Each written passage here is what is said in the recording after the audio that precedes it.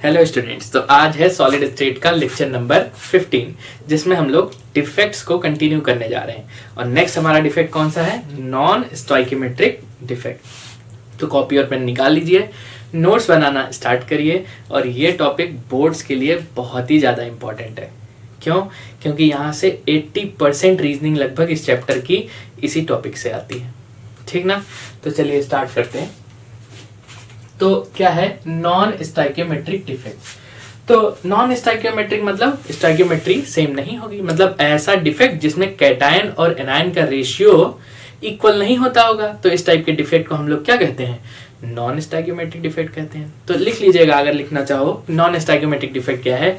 The defect in which ratio of cation and anion is not equal are known as non stoichiometric defect. तो दूसरा topic आता है कि अच्छा ये कितने टाइप का होता है, कैसे नॉन स्टोइकियोमेट्री आ सकती है? तो दो टाइप से नॉन स्टोइकियोमेट्री आ सकती है। कैसे? पहला तो है कौन सा? Metal excess defect. Metal excess defect. और दूसरा हम लोगों के पास कैसे भाई? Metal deficiency defect. Metal deficiency defect.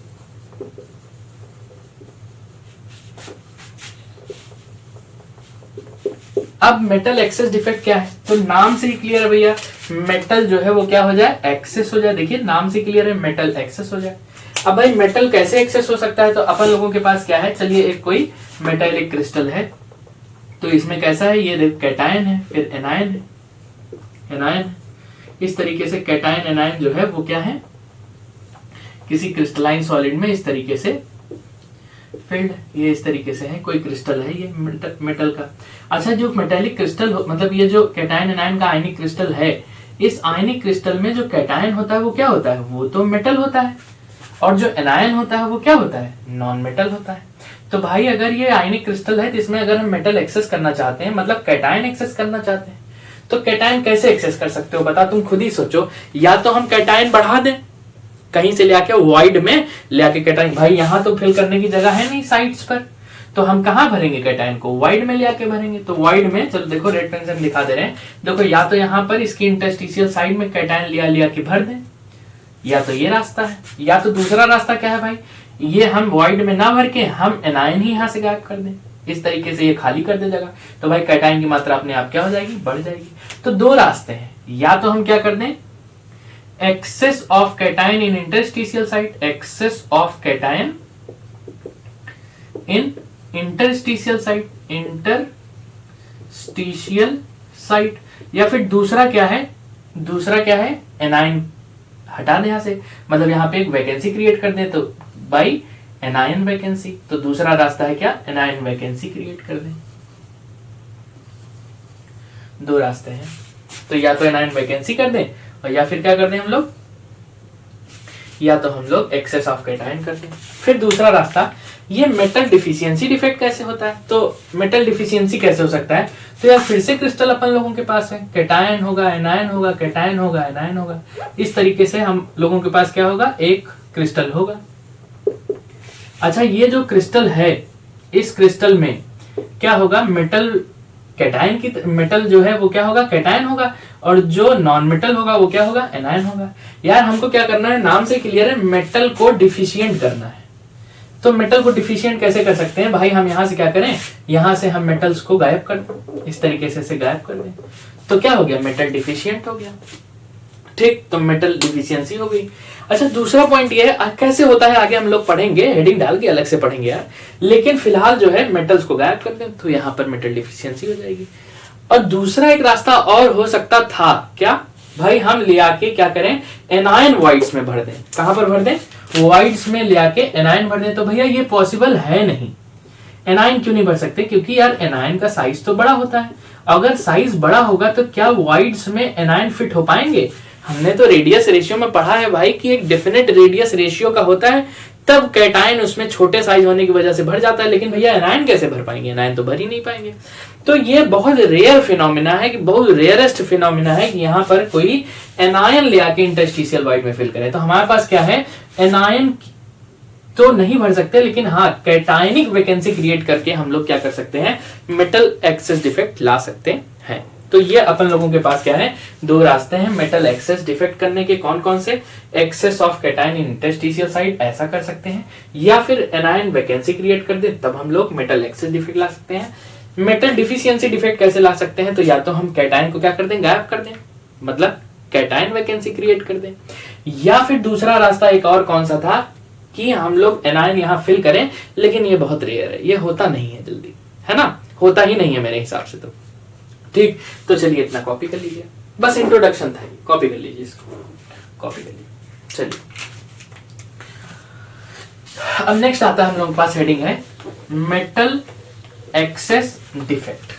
तो क्या होता है जरा समझे हम लोग। तो मेटल एक्सेस डिफेक्ट पहले पढ़ते हैं हम लोग क्या, ड्यू टू एनायन वैकेंसी। तो हेडिंग डालते हैं हम लोग क्या, मेटल एक्सेस डिफेक्ट और ड्यू टू एनायन वैकेंसी। तो यहां पर है क्या था हम लोग के पास, पहला ये था मेटल एक्सेस डिफेक्ट, और इसमें ए हेडिंग कौन सी है, due to anion vacancy, due to anion vacancy. तो पहले इसका पूरा कॉन्सेप्ट क्लियर कर लेते हैं, बहुत ही इंपॉर्टेंट है, पहले कॉन्सेप्ट क्लियर कर लें, फिर उसके बाद हम इसके बारे में सब कुछ लिख लेंगे। तो अपन लोगों के पास क्या है, चलो एक एग्जांपल लेके करते हैं। हमारे पास सोडियम क्लोराइड का एक क्रिस्टल है, चलो यहाँ पर सोडियम होगा, फिर क्लोराइड होगा, फिर सोडियम होगा, फिर क्लोराइड होगा। इस तरीके से ये सोडियम क्लोराइड का अपन लोगों के पास क्या है, क्रिस्टल है। अच्छा, ये सोडियम क्लोराइड के क्रिस्टल में क्या होगा कि ये जो कैटायन है वो कौन है, सोडियम है, और जो एनायन है वो कौन है, वो है क्लोराइड। ठीक, अब कैटायन तो ये मेटल है और ये क्या है, नॉन मेटल है, हमको पता है ये बात। अच्छा, होगा क्या कि जब हम इस कैटायनिक क्रिस्टल, कैटायन मतलब ये आयनिक क्रिस्टल जो सोडियम क्लोराइड का आयनिक क्रिस्टल है, इसके ऊपर जब हम सोडियम का वेपर जो है क्या करते हैं, पास कराते हैं। मतलब क्या करें कि ऐसा समझ लो कि हम जो है इस सोडियम क्लोराइड के टुकड़े को सोडियम के वेपर के थ्रू पास कराएं, मतलब सोडियम के वेपर में के एटमॉस्फेयर में हम इसको पास कराएं। तो होगा क्या, ध्यान दीजिएगा जरा, पहले इसको बना लें। हाँ, तो होगा क्या कि यहाँ पर ये जो, जैसे यहाँ पर मान लो, चलो देखो ऐसा सोडियम हम पास कराते हैं, ये Na पास कराते हैं, ये क्या है, सोडियम हम यहाँ से पास कराते हैं, सोडियम का वेपर है। इस तरीके से देख पा रहे होगे ना, सोडियम ये ऐसे देखो क्रॉस करा रहे हैं ऐसे। तो यार सोडियम को जब हम हीट करेंगे तो यार ये तो सॉफ्ट मेटल होते हैं, तो अगर मान लो हम इस सोडियम को यहाँ से पास कराएंगे तो क्या लग रहा है आपको, ये सोडियम किस फॉर्म में रहेगा, ये सोडियम फटाफट टूट जाएगा, किसमें, दूसरे कलर से दिखा दें, ये Na+ में टूट जाएगा और एक इलेक्ट्रॉन यहां से रिलीज हो जाएगा। भाई जो सोडियम यहां वेपर होंगी वो Na+ में टूट जाएगा, इलेक्ट्रॉन रिलीज हो जाएगा। अब ये जो आयनिक भाई क्या है, हीट है, हीटेड है, तो हीट होगा तो ज्यादा रिएक्टिव होगा, तो ज्यादा रिएक्टिव होता है तो ये करता क्या है, ये जो क्रिस्टल में क्लोराइड आयंस होते हैं, ऐसे हम आपको दिखा दें, ये क्लोराइड आयंस को अट्रैक्ट कर लेता है इस तरीके से, और जब अट्रैक्ट कर लेता है तो ये क्लोराइड आयन यहां से जाके इसकी सरफेस पे जाके सोडियम के साथ कंबाइन करके सोडियम क्लोराइड बना लेते हैं। और जब ये सोडियम क्लोराइड बना लेते हैं तो इस क्रिस्टल में क्या क्रिएट हो जाती है, एक वैकेंसी क्रिएट हो जाती है। अच्छा, एनायन गायब हो गया तो इसको हम लोग बोल देते हैं कौन सी वैकेंसी, एनायनिक वैकेंसी। अच्छा, जब एनायनिक वैकेंसी क्रिएट हो गई सोडियम क्लोराइड के क्रिस्टल में, तो आप ध्यान दो, इस सोडियम क्लोराइड के क्रिस्टल की, मतलब इस आयनिक क्रिस्टल की इलेक्ट्रिकल न्यूट्रलिटी डिस्टर्ब हो गई, और इलेक्ट्रिकल न्यूट्रलिटी किसी आयनिक क्रिस्टल की डिस्टर्ब नहीं होनी चाहिए। तो इस इलेक्ट्रिकल न्यूट्रलिटी को डिस्टर्ब होने को मेंटेन करने के लिए ये यहां से जो इलेक्ट्रॉन होता है, ये इलेक्ट्रॉन मतलब यही नहीं कई सारे इलेक्ट्रॉन है, तो ये जो इलेक्ट्रॉन होता है वो क्या कर जाता है, इसी एनायन वैकेंसी में इंटरैक्ट कर जाता है, मतलब इसी में फंस जाता है। अब जब ये इलेक्ट्रॉन फंस जाता है तो क्या हुआ, इस पूरे क्रिस्टल की इलेक्ट्रिकल न्यूट्रलिटी तो मेंटेन हो गई। भाई एक माइनस चार्ज गया था, एक माइनस चार्ज चला आया, तो यार ये जो क्रिस्टल है वो क्या कर गया, इलेक्ट्रिकल न्यूट्रलिटी को मेंटेन कर गया। लेकिन इस क्लोराइड के मूवमेंट की वजह से भाई आयंस मूव किए, आयन मूव किया मतलब इलेक्ट्रॉन मूव किया, और इलेक्ट्रॉन मूव किया तो इसकी कंडक्टिविटी क्या हो गई, बढ़ गई। तो जिस कंपाउंड में, जिस क्रिस्टल में मेटल एक्सेस डिफेक्ट पाया जाता है उसकी कंडक्टिविटी बढ़ जाती है। तो यहां पर क्या हो जाएगा, पहला पॉइंट ऐसे लिख लें, जिस क्रिस्टल में मेटल एक्सेस डिफेक्ट पाया जाएगा उसकी कंडक्टिविटी क्या हो जाएगी, बढ़ जाएगी, पहला पॉइंट। दूसरा पॉइंट ये है कि ये जब इलेक्ट्रॉन ये जो यहाँ पर आया है तो ये कैसा इलेक्ट्रॉन है भाई, ये पहले यहाँ पर सोडियम क्लोराइड थे, सारे इलेक्ट्रॉन्स पेयर में थे, लेकिन जैसे ही ये इलेक्ट्रॉन यहाँ पर अकेला इलेक्ट्रॉन आ गया, मतलब एक अनपेयर्ड इलेक्ट्रॉन आ गया, और अनपेयर्ड इलेक्ट्रॉन आने की वजह से क्या हो गया, इसमें पैरामैग्नेटिक कैरेक्टर डेवलप हो गया। तो ऐसे कहते हैं कि मेटल एक्सेस डिफेक्ट वाले कंपाउंड में किस टाइप का मैग्नेटिज्म पाया जाता है, तो कैसा पाया जाता है, पैरामैग्नेटिक कैरेक्टर पाया जाता है। पूछेगा क्यों पाया जाता है, तो आप कह देना कि क्योंकि इसमें जो अनपेयर्ड इलेक्ट्रॉन है वो ट्रैप हो गया है किसमें, एनायन वैकेंसी में। तो अनपेयर्ड इलेक्ट्रॉन कहीं पाया जाता है तो आपने केमिकल बॉन्डिंग में पढ़ के आए हैं कि वो कैसा होता है, पैरामैग्नेटिक। तो यहां पर क्या डेवलप हो जाएगा, develop paramagnetic character, paramagnetic character. और तीसरी सबसे खास बात जो यहां पर आने वाली है, अब होगा क्या कि भैया ये इलेक्ट्रॉन हीट करके आया है। जब भैया हम क्या करते थे, याद करो एटॉमिक स्ट्रक्चर की थोड़ी सी बात आपको याद होगी कि जब हम किसी भी इलेक्ट्रॉन को एनर्जी देते थे, हीट करेंगे तो एनर्जी मिलेगी, हीट करेंगे एनर्जी मिलेगी, तो ये क्या करेगा, ये एब्जॉर्ब करेगा कुछ वेवलेंथ ऑफ लाइट को। और हमने बताया था कि जब ये कुछ वेवलेंथ ऑफ लाइट को एब्जॉर्ब करता है तो हमने आपको बताया था वहां पर ये शो करता है एब्जॉर्प्शन, याद होगा, एब्जॉर्प्शन स्पेक्ट्रम, एस स्पेक्ट्रम से लिख दे रहे हैं इसे। अच्छा, जब ये हीट करते थे और जब ये हीट देने के बाद जब इसका हीट एनर्जी थोड़ा कम होता है और ये अपने लोअर एनर्जी लेवल में आता है, अभी तो ये हायर में चला गया। अच्छा, हायर से जब लोअर एनर्जी लेवल में आएगा तो ये क्या करेगा भैया, रास्ते में क्या करता है, एनर्जी को इमिट कर देता है ना, कुछ वेवलेंथ ऑफ लाइट को इमिट करता है। और यहां पर हमें क्या मिलता है, इमिशन स्पेक्ट्रम, याद होगा आपको, कौन सा स्पेक्ट्रम, इमिशन स्पेक्ट्रम मिलता है। और जहां पर इमिशन स्पेक्ट्रम मिलता है, अगर ये किसी लाइट के वेवलेंथ को एब्जॉर्ब करता है, मतलब विजिबल रेंज ऑफ लाइट को अगर ये क्या कर रहा होगा, एब्जॉर्ब कर रहा होगा, तो यहां पर क्या शो करने लगता है, कलर शो करता है। क्या शो करता है, कलर शो करता है। तो यहां पर ये जो कलर शो कर रहा है, तो इस सेंटर को हम लोग इसी वजह से क्या बोल देते हैं, कलर सेंटर। क्या बोल देते हैं, कलर सेंटर। मतलब ये कलर शो होने की वजह से इस इलेक्ट्रॉन की साइट को हम लोग क्या बोलते हैं, कलर सेंटर, या इसका बहुत फेमस नाम है एक, क्या बोलते हैं हम लोग, एफ सेंटर, या फिर इसी को हम लोग और कह देते हैं फारबे सेंटर। क्या बोलते हैं, फारबे सेंटर। तो फारबे सेंटर कहां से आया, जरा इसको हम भी समझ लें। इस कलर सेंटर बोल दो, एफ सेंटर बोल दो, या फारबे सेंटर बोल दो, तो ये जो फारबे वर्ड है ये एक जर्मन वर्ड है। तो फारबे का मतलब जरा हम लोग समझे, तो फारबे एक जर्मन वर्ड से आया जिसका नाम है फार्बजेंट्रम। फार्बजेंट्रम, जरा समझे, फार्ब से आया फारबे, और जेंट्रम मतलब होता है क्या, जेंट्रम से, मतलब जेंट्रम तो जेंट्रम ही रहा। अच्छा, ये जो फारबे है इसका इंग्लिश में मतलब होता है कलर, और जेंट्रम का मतलब होता है सेंटर। तो समझ पा रहे हैं ना, तो कलर सेंटर है, या इसी को हम लोगों ने क्या कह दिया, फारबे को एफ और सेंटर को सेंटर ही कह दिया। तो फारबे सेंटर को हम लोगों ने एफ सेंटर या फार्बजेंट्रम सेंटर से आया है, फार्बजेंट्रम सेंटर से आया है। तो इसका मतलब ये नहीं कि हम इसको याद करें, बस खाली 12th के बच्चे तो इतना याद कर लेंगे, इसको कलर सेंटर बोलते हैं, या फिर क्या कह सकते हैं हम लोग, इसको एफ सेंटर बोलते हैं। एफ सेंटर बहुत फेमस है। तो फिर से 2-3 रीजनिंग क्वेश्चन है, जरा हम लोग समझ लें। ये जो सोडियम क्लोराइड का क्रिस्टल है, जब हम इसको सोडियम के एटमॉस्फेयर में हीट करते हैं तो ये येलो कलर का हो जाता है, बताइए क्यों। तो इसका आंसर है ड्यू टू एफ सेंटर, पहला रीजनिंग क्वेश्चन। दूसरा रीजनिंग क्वेश्चन, ऐसे कंपाउंड जो एफ सेंटर रखते हैं वो पैरामैग्नेटिक इन नेचर होते हैं, बताइए क्यों।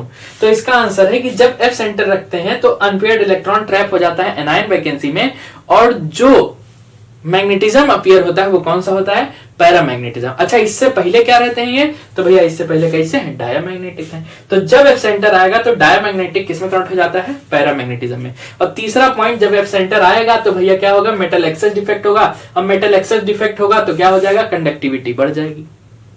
ठीक, तो ये 3 क्वेश्चन है। 1-2 क्वेश्चन और हम लोग यहां से निकाल लें, 2 क्वेश्चन और है, जरा समझें। ये जो NaCl है, जब इसको हम लोग हीट करते हैं, बस हीट का साइन लगा दिया, तो ये किस कलर का दिखता है बेटा, येलो कलर का दिखता है। दूसरा, अगर हम यही KCl को हीट कर दें, तो KCl को हीट करते हैं तो ये दिखता है हमको कैसा, वायलेट कलर, किस कलर का, वायलेट कलर का।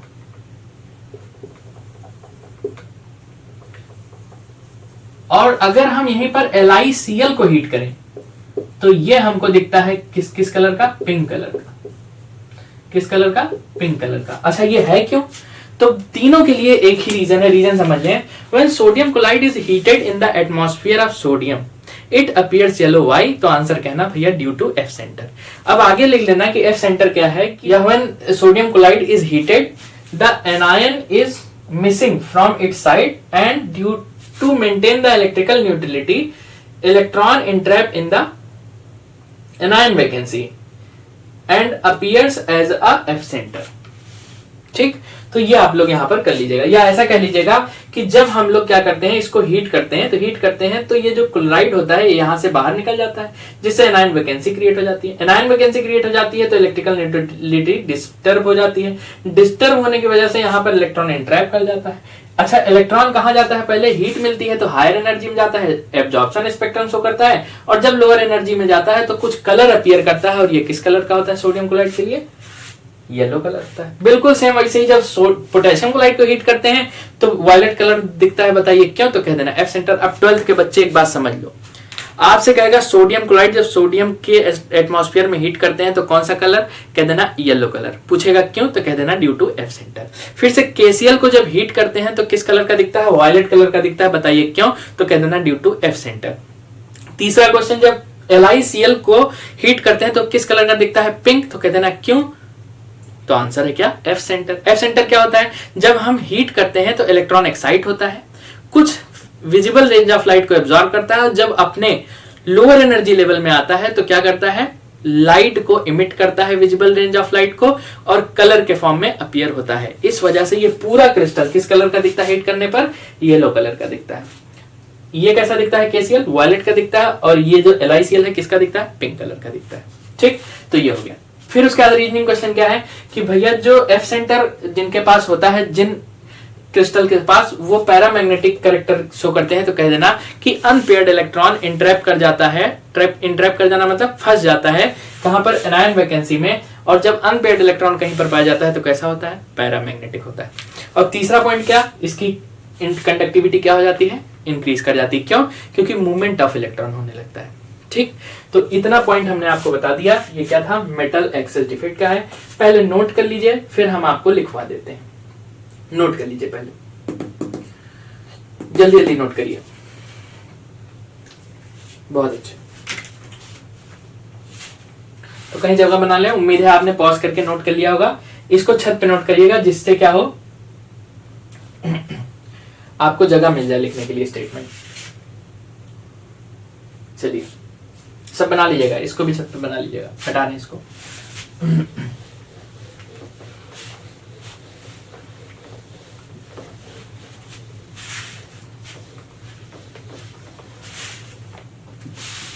तो सबसे पहले डेफिनेशन लिख लें। तो when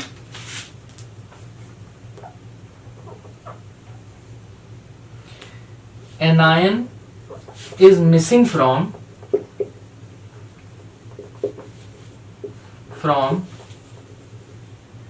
its site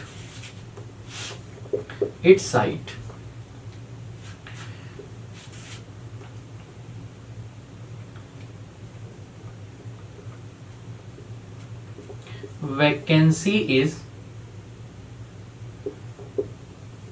is created, which is occupied by electron to maintain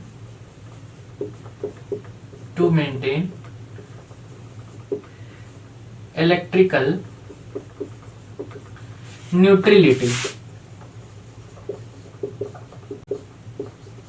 When an ion is missing from its site, vacancy is created, which is occupied by electron to maintain electrical neutrality. This defect is called as metal excess defect. Metal excess defect due to anion vacancy. अच्छा, यहां पर अगर आपको metal access नहीं दिख रहा है तो हम आपको दिखा दे रहे हैं। चलो गिन के दिखा देते हैं। तो सोडियम कितना है, 1 2 3 4 5 6 7 8, 8 सोडियम है। हम यहाँ लिख दे रहे हैं सोडियम कितने हैं, सोडियम है 8। और क्लोराइड कितने जरा देखें, 1 2 3 गायब हो गया, 4 5 6 7, तो कितने क्लोराइड है, 7। तो कितना हो गया, देखो मेटल जो है ज्यादा हो गया ना, तो कौन सा डिफेक्ट है, मेटल एक्सेस डिफेक्ट। दूसरा पॉइंट, एफ सेंटर क्या है, इसकी भी डेफिनेशन बहुत ही इंपॉर्टेंट है। तो एफ सेंटर क्या होता है, the site occupied by electron, the site occupied by electron in anion vacancy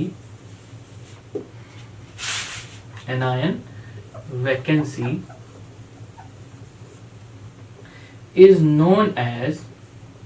called as F center।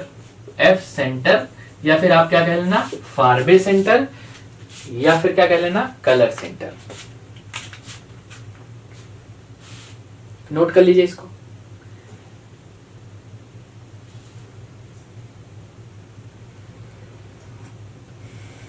Note कर लीजिए।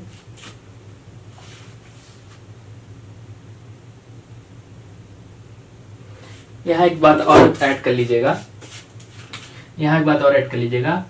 Which is responsible for, which is, F centre या कलर सेंटर डाल दीजिएगा, which is responsible for colour of crystal. ठीक ना, note कर लीजिए, note कर लीजिए। नेक्स्ट पॉइंट आता है, ये हटा ले रहे हैं भाई, पॉइंट नोट करना है। नेक्स्ट पॉइंट आता है, तो पॉइंट नंबर 3 है, the colour of crystal is due to excitation of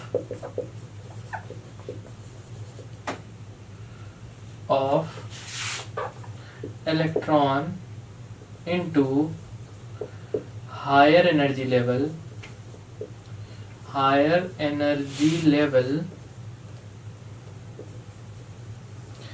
by absorbing visible range of light, and when it comes in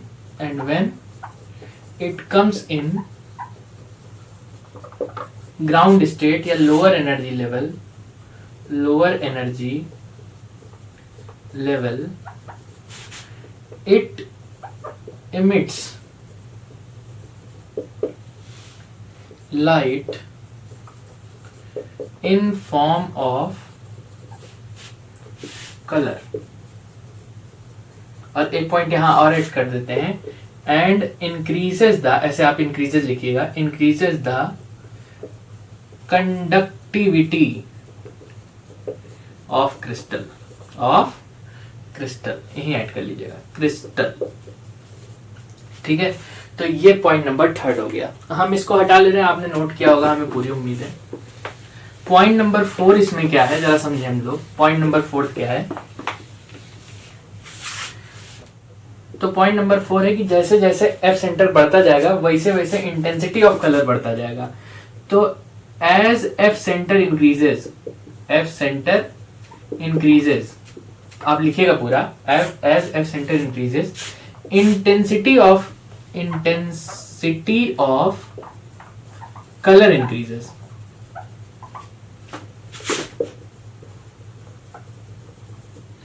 And F center, point number 5, F center develops कौन सा character लिखा है ना, paramagnetic character, paramagnetic character. Last important point है, जरा हम लोग समझ लें।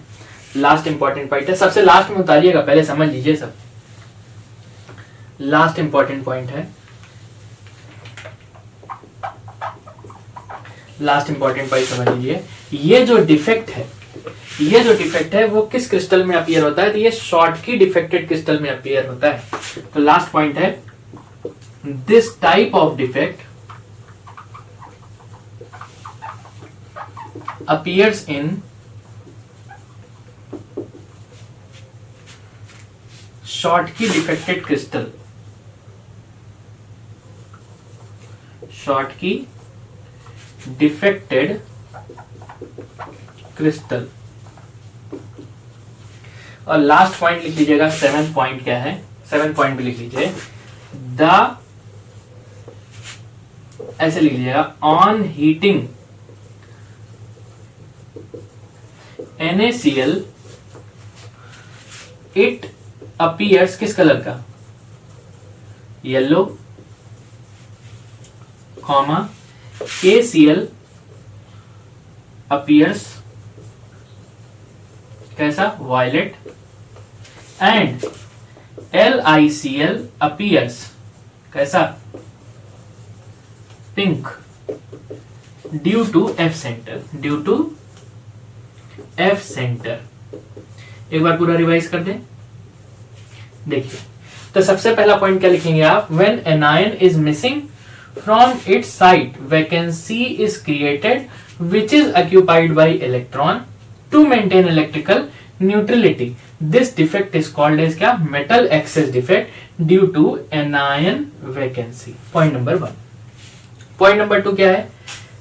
The site occupied by electron in anion vacancy is called as F center, या कह लेते हैं हम क्या? color center। लिख लीजिएगा, which is responsible for color of the crystal। Point number 3 क्या है? अच्छा, ये F center क्यों अपीयर होता है? The color of crystal is due to excitation of electron into higher energy level by absorbing visible range of light, and when, ऐसे लिख लीजिएगा, and when it comes in lower energy level, यहां पर and when लिख लीजिएगा, and when it comes in lower energy level, it emits light in form of colour and increases the conductivity of crystal. Next है point number 4, as F centre increases, NEET में एक बार आया है, as F centre increases intensity of colour increases. ये बहुत important, ये आपके बोर्ड्स में आता है। एफ सेंटर डेवलप कर देता है क्या? पैरामैग्नेटिक कैरेक्टर ड्यू टू किसकी वजह से? Unpaired electron. ऐसे लिख लीजिएगा, यहां पर ऐड कर लीजिएगा, due to unpaired electron in anion vacancy. पूरा लिख लीजिए, इन एनायन वैकेंसी। और नेक्स्ट क्या है? 6 point, this type of defect is appear in किसका? शॉर्टकी डिफेक्टेड क्रिस्टल, एकदम शॉर्टकी डिफेक्टेड की तरह ही है। और लास्ट पॉइंट क्या है? जब हम NaCl को हीट करते हैं तो येलो दिखता है, KCl वायलेट दिखता है, और LiCl क्या दिखता है? पिंक दिखता है। ये 7 पॉइंट है, इसको metal excess defect due to anion vacancy में नोट कर लीजिए। ये आपका स्टेटमेंट है, इसमें नोट कर लीजिए।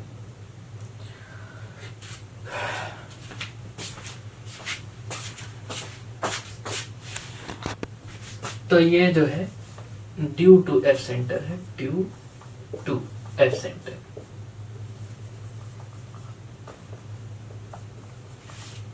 ठीक, तो ये नोट कर लिया होगा आपने, इसको हटाते हैं। नेक्स्ट आता है डिफेक्ट, नेक्स्ट आता है मेटल एक्सेस डिफेक्ट। दूसरा पार्ट है उसका, मेटल एक्सेस डिफेक्ट किसकी वजह से है जरा समझो। दूसरा पॉइंट बी पॉइंट है इसका, due to excess of cation. कहां पर एक्सेस हो जाता था? In interstitial site. ये कौन सी वाला है जरा समझे हम लोग। तो पॉइंट, पहला पॉइंट तो ये है कि इसको हम एक एग्जांपल से समझते हैं। एग्जांपल क्या है जरा समझे हम लोग। तो क्वेश्चन आएगा एक कि when zinc oxide is heated appears, किस कलर का अपीयर होता है? Appears yellow in colour.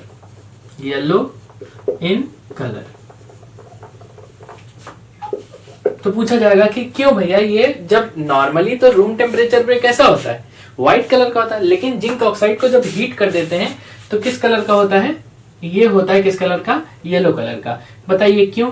तो भैया जिंक का क्रिस्टल जरा हम समझे अगर, तो जिंक और ऑक्सीजन, तो जिंक के ऊपर कौन सा चार्ज होता है, +2 चार्ज होता है, और ऑक्सीजन के ऊपर कौन सा चार्ज होता है, -2 चार्ज होता है। तो जिंक और ऑक्साइड के क्रिस्टल में पहले हम लोग बना लें, फिर हम लोग समझे। तो zinc oxide, zinc oxide, zinc oxide, और ये जो है क्या है, जिंक ऑक्साइड।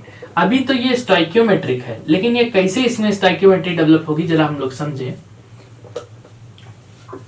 तो अपन लोगों के पास क्या है, अभी देखो जिंक और ऑक्साइड अगर हम देखें तो 2 2 4 और 2 6 जिंक है और 6 ऑक्साइड है। अभी स्टोइकियोमेट्रिक है, लेकिन जब हम इसको हीट करते हैं, ध्यान दें, जब हम इसको हीट करते हैं तो इसमें होता क्या है कि ये बहुत बड़ा सा क्रिस्टल रहा होगा, इसका कुछ हिस्सा टूट के अलग हो जाता है।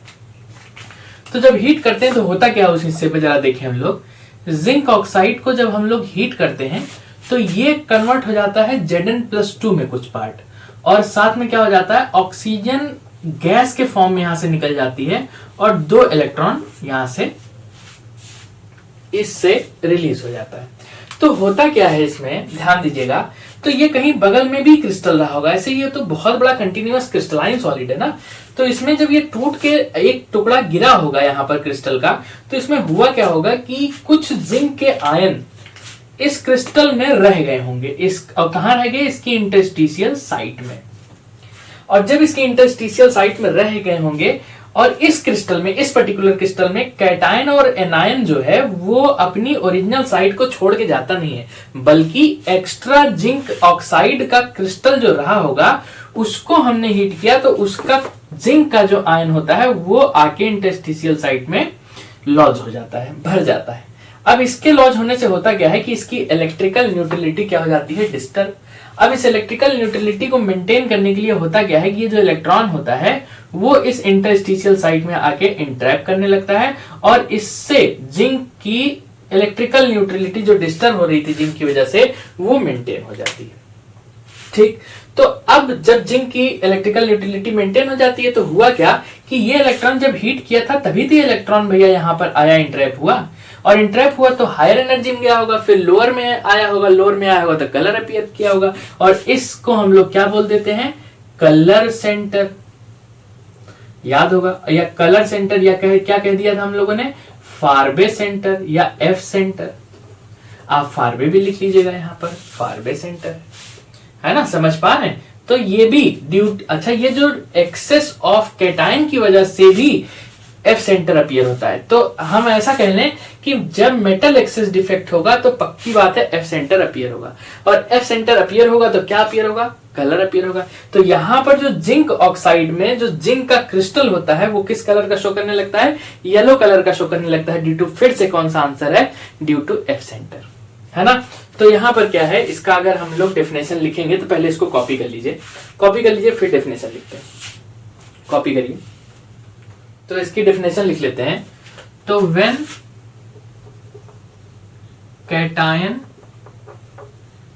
And an electron of same non-metal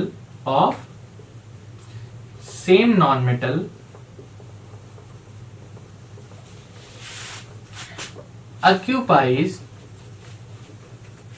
interstitial site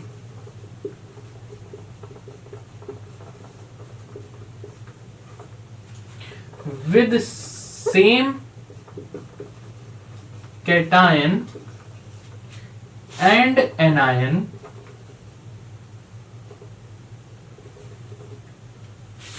in lattice site,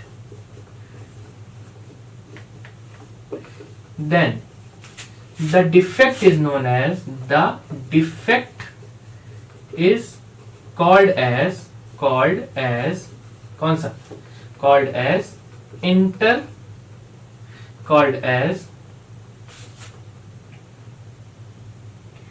metal excess defect due to excess of cation in interstitial site। ठीक, तो ये डेफिनेशन हो गई। अच्छा, दूसरा point, the colour is of the color of zinc oxide is due to क्या, F centre, फारवे centre जो लिखना चाहो तो पॉइंट नंबर 2 ये हो गया। पॉइंट नंबर ये क्या था, 1 था। पॉइंट नंबर 3 क्या हो जाएगा, ये क्रिस्टल कैसा लग रहा है, ध्यान से देखो, अगर तुम ध्यान से देख रहे हो तो यार ये जिंक जो है इंटरस्टिशियल साइड में आ गया है ना। अच्छा, यहां पर एक होल नहीं डेवलप हुआ फ्रेंकेल डिफेक्टेड क्रिस्टल की तरह, लेकिन यहां पर कैटायन जो है वो इंटरस्टिशियल साइड में आया। तो दिस टाइप ऑफ डिफेक्ट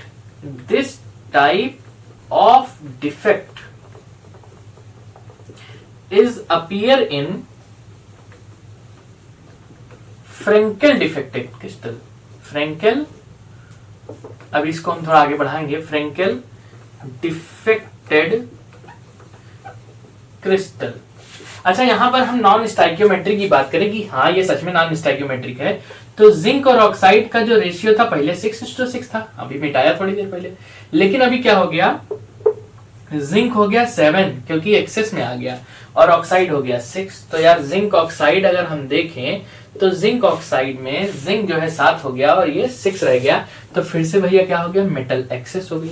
और ये हमने आपको क्या पढ़ा दिया, ये हमने आपको पढ़ा दिया metal excess defect due to excess of cation in interstitial site.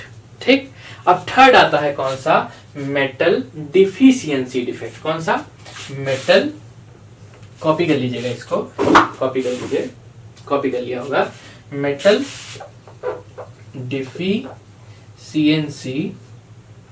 Defect.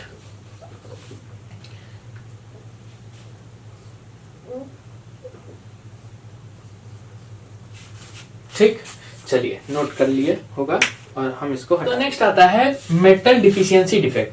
तो मेटल डिफिशियंसी डिफेक्ट वही मेटल आयन शो करते हैं जिनके पास क्या होता है, जिनके पास वेरिएबल वैलेंसी होती है। तो पहले पॉइंट लिखें, this defect is shown by that metal ion which have क्या, हैव वेरिएबल वैलेंसी।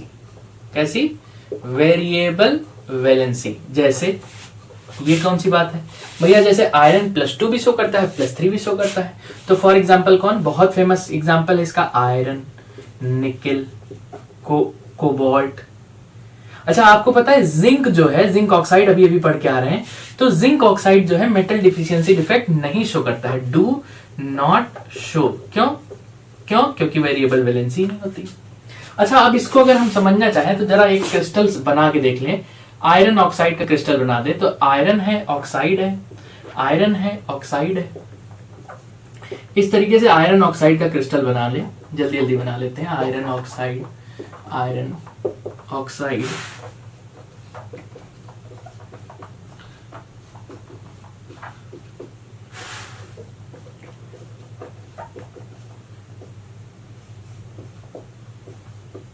तो ये आयरन ऑक्साइड का क्या है, क्रिस्टल है। इस तरीके से ये आयरन ऑक्साइड का क्रिस्टल हम लोगों ने बना लिया। अब इस क्रिस्टल में देखिए कैसे मेटल डिफिशियंसी होती है, जरा समझेंगे हम लोग। तो ये हमको पता है आयरन वेरिएबल वैलेंसी शो करता है। अब होता क्या है, इसमें से कोई एक मेटल आयन जो है वो क्या कर जाता है, यहां से अपनी ओरिजिनल साइड को छोड़ के कहीं चला जाता है। कहां चला गया इससे मतलब नहीं है अपन लोगों को, बस ये यहां से छोड़ के चला जाता है। अब ये यहां से छोड़ के चला जाएगा तो भैया इलेक्ट्रिकल न्यूट्रलिटी डिस्टर्ब हो गई। अब इलेक्ट्रिकल न्यूट्रलिटी जब डिस्टर्ब हो जाएगी तो होगा क्या, कुछ सराउंडिंग मेटल आयन जो होंगे वो अपनी वैलेंसी को बढ़ा लेंगे। अच्छा, एक बात ध्यान दिया तुमने कि ये जब जो है यहां से आयरन गायब हो गया, कितना चार्ज कम हो गया इस पूरे क्रिस्टल में, 2। तो ये क्या करेंगे, एक ये बढ़ा लेगा और एक ये बढ़ा लेगा। तो एक ये बढ़ा लेगा, एक ये बढ़ा लेगा, तो अब इस जो चार्ज जो यहां से हट गया था उसको कंपेंसेट कर लिया ये, और कंपेंसेट कर लिया तो अब फिर से क्रिस्टल कैसा हो गया, इलेक्ट्रिकली न्यूट्रल हो गया।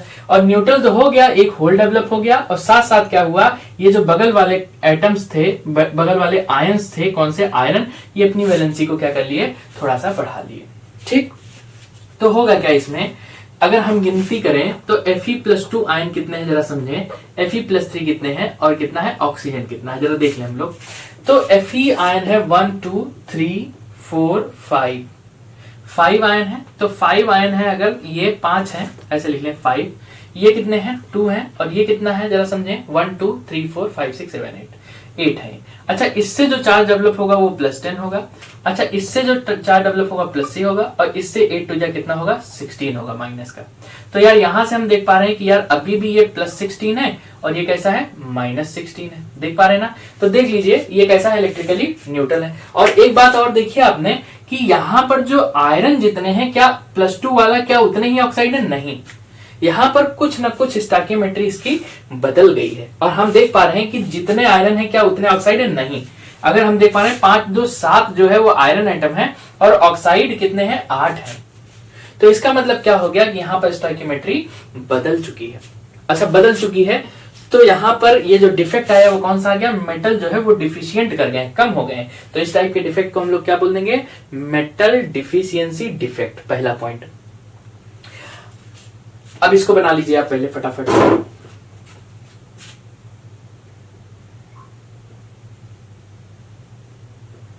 तो लिख लेंगे हम लोग, the metal ion is missing from its lattice site